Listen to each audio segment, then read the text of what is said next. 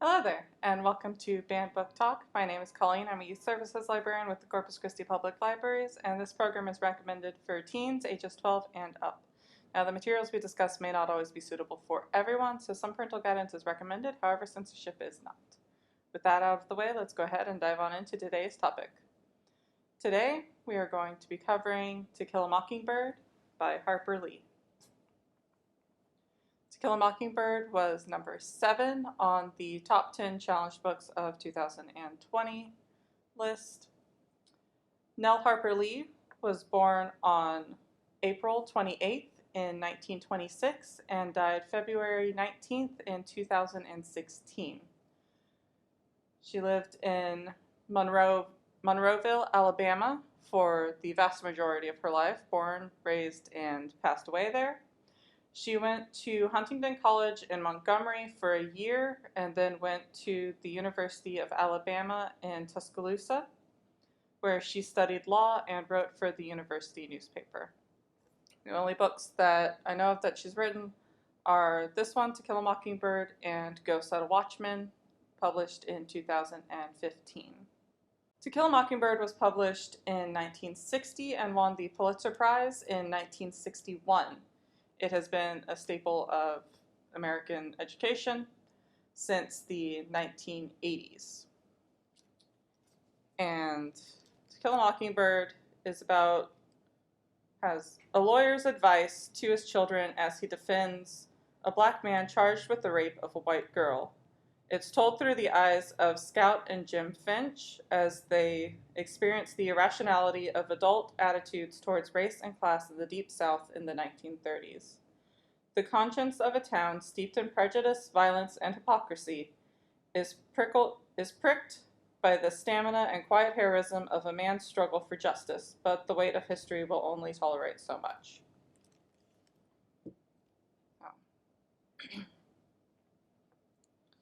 In 1977, in Edenville, Minnesota, it was banned for the use of the words damn and whore lady.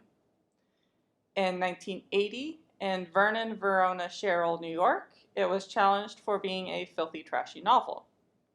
In 1981, in Warren, Indiana, it was challenged for causing psychological damage to the positive integration process and because it represents institutionalized racism under the guise of good literature.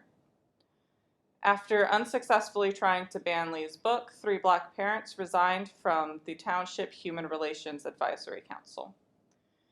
In 1984, in Waukegan, Illinois, it was challenged for racial slurs. 1985, in Kansas City, Missouri, and Park Hill, Missouri, it was challenged for profanity and racial slurs. In Casa Grande, Arizona, it was challenged for age appropriateness in junior high school by black parents and the NAACP, which it definitely is a more adult book. So again, much like with Of Mice and Men, we have the issue of junior high and middle school might be a little bit young to be reading this book. But of course, that is up to the school to determine whether their teachers and students can handle discussions on these topics. In 1995, in Santa Cruz, California, it was challenged for racial themes. In Caddo Parish, Louisiana, it was removed for language and objectionable content. In 1996, in Moss Point, Mississippi, it was challenged for racial stereotypes. And in Lindale, Texas, it was banned for conflicting with the values of the community. In 2001, in Glenn County, Georgia, it was challenged for profanity, but it was retained. And in Muskogee, Oklahoma, it was reinstated despite the complaints from black students and parents about racial slurs. In 2003, in Normal, Illinois, it was challenged for being degrading to African Americans. And in 2004, Durham, North Carolina, it was challenged again for racist language. In 2006, in Brentwood, Tennessee, it was challenged for language, racism, and containing adult themes such as sexual intercourse, rape, and incest. In 2007, in Cherry Hill, New Jersey, It was challenged for depicting racism during the Depression era and for concerns how Black children would feel reading it. In 2009, in Brampton, Ontario, Canada, it was removed from St. Edmund's Secondary School for it having racist language. So that's the rap sheet for its challenges and bans.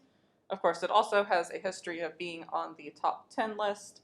In 2009, it was number 4 for offensive language, racism, and being unsuitable to the age group. In 2011, it was number 10 for offensive language and racism. And then in 2020, it was number 7.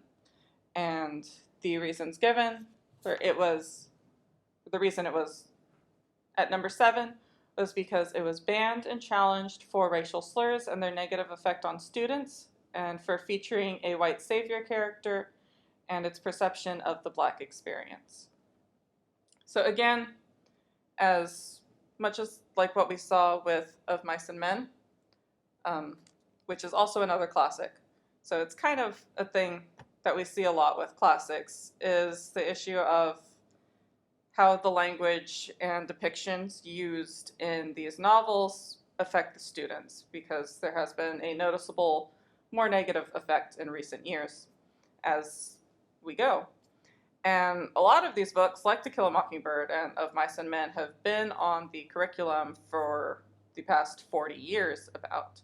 So we are reaching a point where maybe it is time to start looking at kind of more contemporary, more modern things, and things that are a little bit more relatable to the students. There's also the importance in schools that the teachers and staff are trained and have resources available for the students to be able to have these conversations in a safe environment and to be checking in on them, checking how these books are affecting their mental health. So that doesn't mean that we ban the book, that we pull it out of the schools, pull it out of the classrooms. They're still available, but maybe use them in a different way of comparing them to more modern materials, especially books like this, where it's trying to discuss the Black experience, but it's telling it from a white perspective. So we can use it as a comparison for a more contemporary book that is written by a Black author and has a much more authentic and real experience. And in that way, we can still appreciate its contribution to literature and history, but we can start moving a bit more towards just newer literature and stuff, again, that students can relate to a little bit better.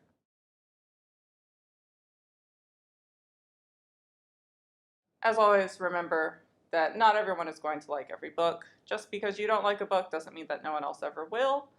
And likewise, not everyone's going to like your favorite book either. You don't have to like every book that you read, and you don't have to finish every book that you start. If you can't get through it, put it down and walk away. You at least gave it a shot. But never deny anyone their chance to read and enjoy the material. So, if you want to check out To Kill a Mockingbird for yourself, either because it's been a long time since you've been in high school and have read it, or maybe you never had to read it in high school and you want to see what all the fuss is about, you can check it out for yourself. You can go to cctexas.com/library, see if the branch closest to you has a copy available. You can also check on Hoopla and Access 360, our 2 digital platforms. And follow us on Facebook and YouTube for more updates. So until the next time, bye.